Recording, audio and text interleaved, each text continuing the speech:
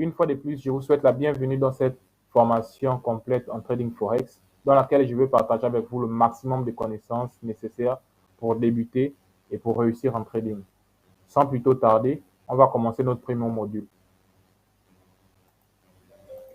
Alors, comme vous pouvez le constater ici, il est mentionné formation en trading forex de Karl Max Pagis. Donc, ici, là, nous allons pouvoir décortiquer le premier module et je tiens à rappeler que cette formation a été conceptualisée et rédigée entièrement par moi. Vous ne la trouverez nulle part ailleurs. Donc, en module 1, nous avons l'introduction au Forex. Il est question dans le grand 1 de savoir les fondamentaux du Forex. Donc, nous avons la définition. Alors, qu'est-ce que le Forex? Mais avant de pouvoir répondre à cette question, il est question d'abord de savoir qu'est-ce qu'est le trading en général. Parce que le Forex fait partie du trading. Le Forex n'est qu'une spécificité du trading. Donc, vous devez noter qu'il existe plusieurs types de trading. Le trading des crypto-monnaies, le trading des devises qu'on appelle le trading Forex, le trading des indices synthétiques, donc ceux qui tradent des rives, les crash, les booms, les volatilités 100, les volatilités 75, le trading des obligations et autres. Donc, nous allons étudier le trading Forex, qui est le trading des devises.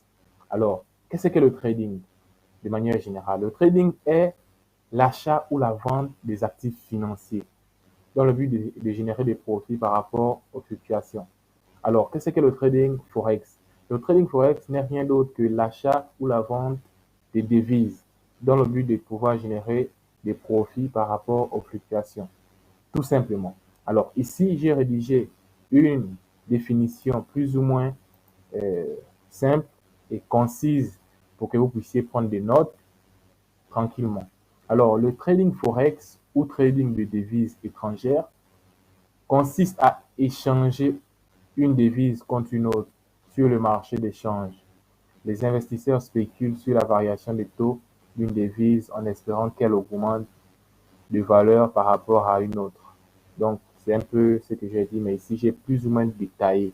Là, j'ai défini préalablement afin que vous puissiez savoir, grosso modo, qu'est-ce que c'est. Alors, après ce point de définition, parce que avant de commencer toute chose, il est question de savoir d'abord qu'est-ce que cette chose. Voici pourquoi il était impératif pour nous de pouvoir d'abord définir le trading Forex. Donc, une fois que vous avez déjà compris qu'est-ce que le trading Forex, il est question de savoir les différents acteurs principaux du marché du Forex, donc le marché des devises. Quels sont les différents acteurs principaux? Autrement dit, quelles sont les différentes entités qui sont présentes sur le marché des devises, donc le marché du Forex. Alors, il faut retenir qu'il existe 4 acteurs principaux sur le marché du Forex.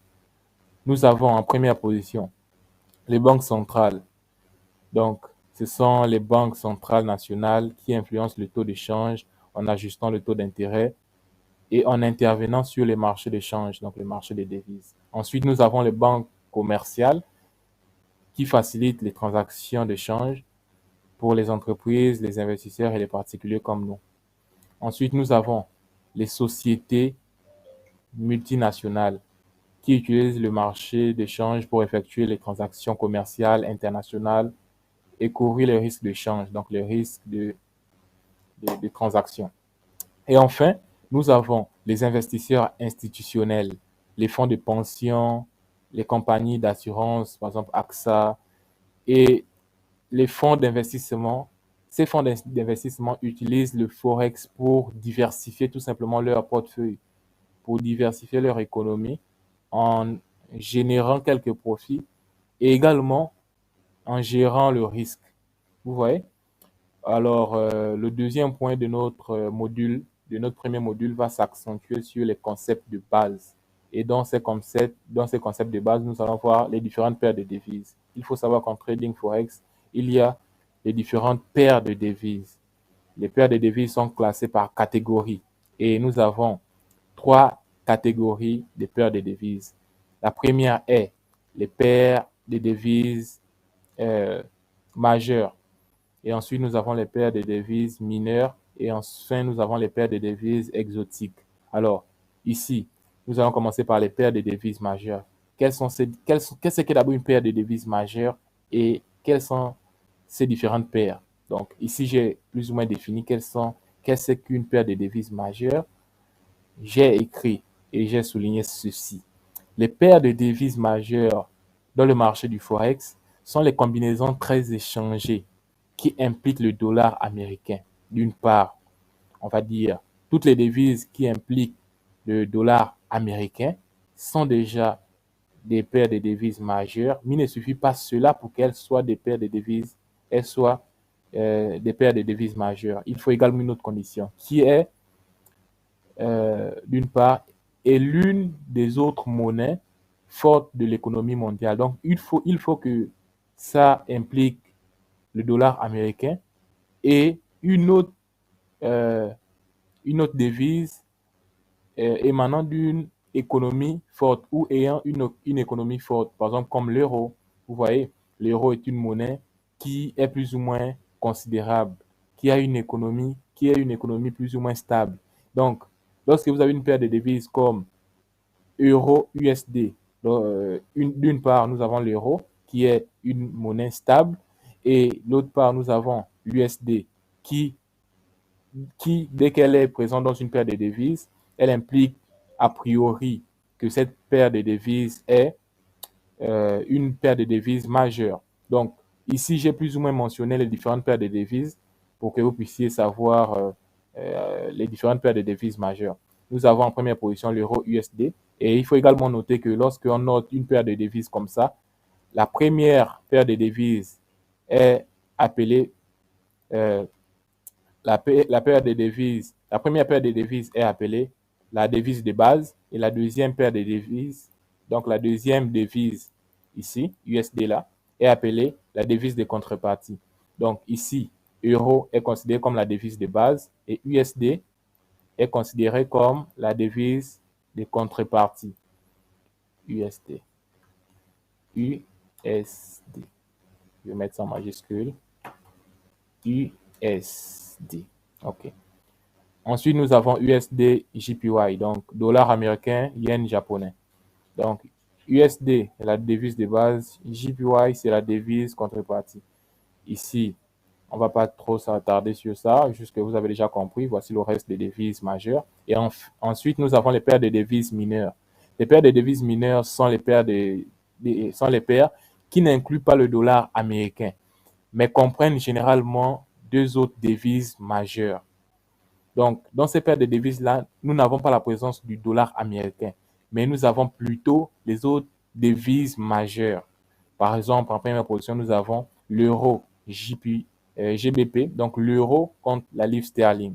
Et en deuxième position, nous avons par exemple l'euro JPY. Donc, vous voyez ici, il n'y a pas la présence de l'USD.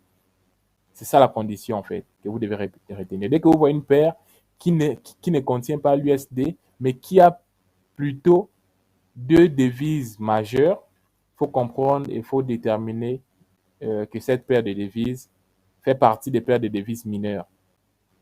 C'est ça. Donc, le principe reste le même. La première devise est considérée comme la devise. Euh, euh, ici, la première devise, c'est euro, qui est considérée comme la devise de base. Et la deuxième devise, GBP, qui est considérée comme la devise contrepartie. Alors, en troisième position, nous avons les paires de devises exotiques. Exotiques, qu'est-ce qu'une paire de devises exotiques? Les paires de devises exotiques comprennent tout simplement une devise majeure associée à la monnaie d'une économie émergente ou moins développée. Donc, toute monnaie qui est considérée comme moins développée. Et ajouté à cela, nous avons la présence de l'USD, donc le dollar américain. Automatiquement, cette paire de devises est classée dans les paires de devises exotiques. En première position, nous avons l'USD SGD, qui est le dollar américain contre le dollar de Singapour. En deuxième position, nous avons l'USD HKD, dollar américain contre le dollar de Hong Kong. Il faut également noter que le slash là, lorsque je notifie les devises, le slash là signifie tout simplement contre. Donc, lorsque vous allez lire une devise, première devise de base, slash deuxième devise de contrepartie, ça signifie tout simplement telle devise contre telle devise. C'est comme ça qu'on lit.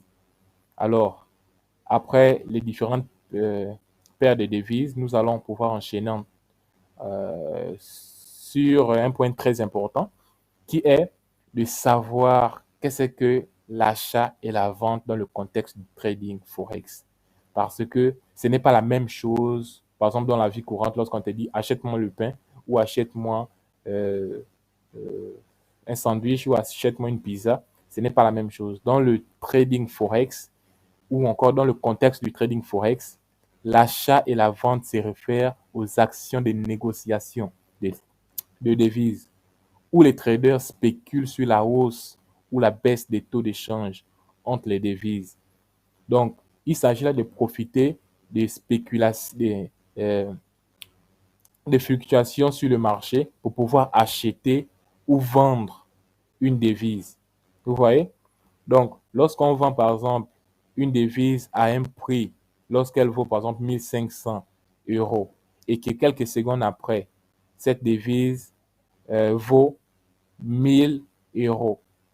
Plus qu'on l'a acheté, ou bien si on l'a vendu, si elle vaut maintenant 1000 € et qu'on l'a acheté à 1500 €, on voit tout de suite qu'on s'est fait un bénéfice de 500 €, 500 €, tout simplement parce qu'elle a perdu de la valeur davantage. Par contre, si on l'achetait par exemple à 1000 €, on achetait cette devise à 1000 € et que quelques mois ou bien quelques jours ou bien quelques secondes après, elle vaut 1500 €. Donc, le prix qu'on a acheté n'est plus le prix qu'elle vaut maintenant. Puisqu'elle a pris de la valeur et qu'on l'avait acheté, donc on s'est fait automatiquement un bénéfice de 500 €. Autrement dit, le trading, c'est quoi? Le trading, c'est le fait de pouvoir prédire sur la hausse ou la baisse d'un actif financier. Si tu prédis sur la hausse, si tu spécules sur la hausse et que cet actif prend de la valeur, tu vas te faire de profit par rapport au nombre de pips que cet actif a pris de la valeur. Bon, on n'est pas encore arrivé. Justement, après ce niveau-là, on va tamer qu'est-ce que les pips, le spread et les autres différents termes assez bénéfiques, assez importants. Donc, c'était pour mettre une certaine parenthèse pour que vous compreniez le principe d'achat et de vente. Ensuite, nous allons pouvoir entamer les différents termes assez essentiels que j'ai mentionnés ici. Nous avons en première position le spread, après pips et enfin l'eau. Quels sont ces différents termes? Dans le trading forex, il faut savoir que certains termes sont fondamentaux pour comprendre comment les actions ou bien comment les transactions sont effectuées et mesurées. Donc, en dessous, j'ai mentionné un certain nombre de termes que je vais par la suite définir. En première position, nous avons quoi? Le spread. Qu'est-ce qu'un spread? Qu'est-ce que le spread? Le spread est la différence entre le prix d'achat, qui est l'ask, et le prix de vente, qui est le bid d'une paire de devises. En d'autres termes, c'est quoi? C'est la différence entre le prix auquel vous pouvez acheter une devise et le prix auquel vous pouvez la vendre à un moment donné. Ou encore, c'est la différence entre le prix auquel vous pouvez acheter une devise et au moment où vous décidez de sortir du marché, à ce niveau-là, à ce niveau de prix-là qu'on appelle également le prix de vente, c'est à ce niveau-là qu'on peut mesurer qu'est-ce que le spread. Ouais. Donc, c'est la différence entre l'ask, qui est le prix d'achat, et le bid, qui est le prix de vente. Au deuxième module, lorsqu'on va pouvoir traverser, voilà, sur le graphe, je vais pouvoir illustrer ça pour que vous puissiez voir concrètement qu'est-ce que le spread. Alors, en deuxième position, nous avons pips. Qu'est-ce qu'un pips? Tout simplement, pas besoin de regarder ce qui est en bas. Il faut savoir que le pips, c'est euh, l'instrument de mesure même des différentes positions ou des différentes euh, dimensions en trading. Comme vous le savez, dans la vie, par exemple au niveau de la mesure du poids, quel est, le poids se mesure avec quel, je vais dire ça, quel instrument? Le poids se mesure en kilogrammes. Voilà. Le poids se mesure en kilogrammes. La taille se mesure en mètres.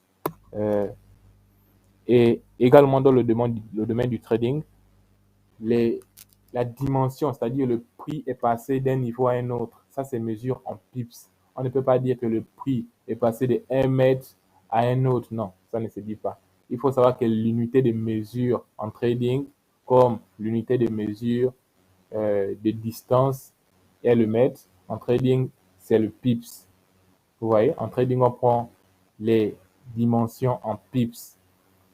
Et ici, là, j'ai pris la peine de pouvoir mentionner que un pips ou point in percentage, parce qu'en anglais, ça signifie point in percentage, est l'unité de mesure qui exprime le changement de valeur entre deux devises. Donc, si pour la plupart des paires de devises, un pip est équivalent à un changement de 0,0001. Bon, ça, c'est les notifications par rapport à l'évolution du marché. Lorsque le marché monte, ça monte de 0,001. La majorité des paires de devises, c'est comme ça que cela fonctionne. Maintenant, comme je disais, c'est des choses qu'on va plus ou moins illustrer lorsqu'on sera sur le graphe. Et en troisième position, enfin, nous avons quoi? Nous avons le lot. Qu'est-ce qu'un lot? Le lot est l'unité de mesure utilisée pour déterminer tout simplement la taille d'une transaction. La taille d'une transaction. Euh, Lorsque vous prenez une transaction en achat ou en vente, donc lorsque vous lancez un ordre en achat ou en vente, vous devez savoir que vous devez choisir le lot. Et le lot, là, c'est tout simplement la fréquence à laquelle vous souhaiterez que vous puissiez rentrer en gain, également rentrer en perte. Donc, si vous choisissez un lot qui est plus ou moins supérieur, sachez que votre transaction va se faire également plus supérieure à une vitesse exponentielle. Si vous choisissez un lot assez raisonnable, sachez que votre transaction également va se passer assez raisonnable. Donc, la majorité des traders débutants, qu'est-ce qu'ils font? Lorsqu'ils commencent, ils ont tendance à choisir des lots considérables, assez considérables, pour pouvoir rapidement se faire de l'argent. Mais sachez que plus vous augmentez votre lot, plus votre niveau de risque est également considérable. Vous voyez, celui qui a un lot de 1, il ne va pas perdre son argent, il ne va pas rentrer en bénéfice de la même manière que celui qui a un lot de 0,01. Donc, le choix du lot est assez impératif et assez rationnel. On ne choisit pas un lot par hasard, on le choisit en mesurant notre risque. C'est pourquoi dans les chapitres suivants, lorsqu'on va parler du money management, vous allez comprendre que le lot est très important et on doit le déterminer par rapport à ce qu'on doit risquer. Et là, je vais vous apprendre comment calculer votre lot. Par exemple, si vous voulez risquer $100 ou $200 ou $50. Et sur ce, notre première séance, pour ne pas dire notre premier module, prend fin. On se dit à très bientôt pour le module suivant, donc le module 2.